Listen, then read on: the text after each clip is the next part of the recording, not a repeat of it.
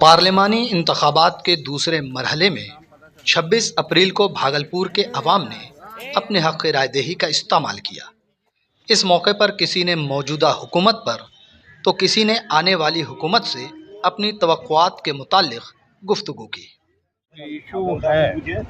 Issue है लेकिन वो जो रोजगार है, बेकारी है, जो स्टूडेंट्स हैं उनको रोजगार नहीं मिल रहा है, ये सब लग रहा है सॉल्व होने वाला नहीं।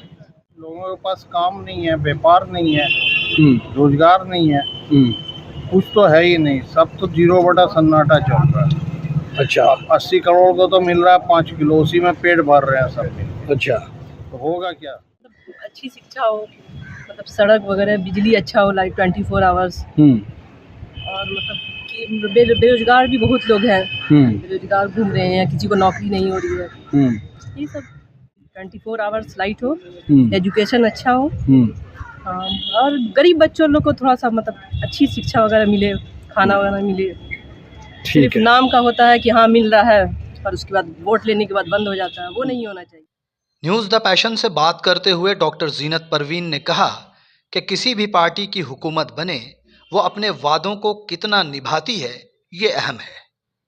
कुछ पार्टी की जो बुलंद आवाज़ नहीं होती है वो पूरा भी करती है, और हम लोग को उम्मीद है कि कोई भी सरकार आएगी जो हम लोग की डिमांड वो पूरी करेगी। अब ये हम लोग को देखना है कि प्रैक्टिकली रूप में वो कितना हद तक हम लोग के फेवर में रहती है और कितना काम करती है। वोटिंग परसेंटेज भी कम लग रहा है हर जगह, क्या वजह लग रही है आपको? मौसम की वजह से, इतनी तेज धूप है, लू चल रही, इस वजह से बहुत कम लोग आए हैं। इस मौके पर पहली बार वोट देने वाली मेहर अफशा ने भी अपने ख्यालात का इजहार किया। लोकतंत्र के इस महापर्व पर मैंने पहली बार आज वोट किया। बहुत अच्छा लग रहा है, बहुत खुशी महसूस हो रही है।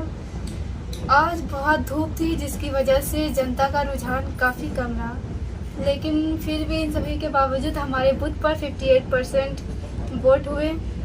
मैं ये आशा करती हूँ कि हमारे संसदीय क्षेत्र से जो भी जीतकर लोकसभा में जाए वो जनता के हित में काम करे और अपने वादे पर खरे उतरे। न्यूज़ द पैशन के लिए भागलपुर से गोहर आलम की रिपोर्ट।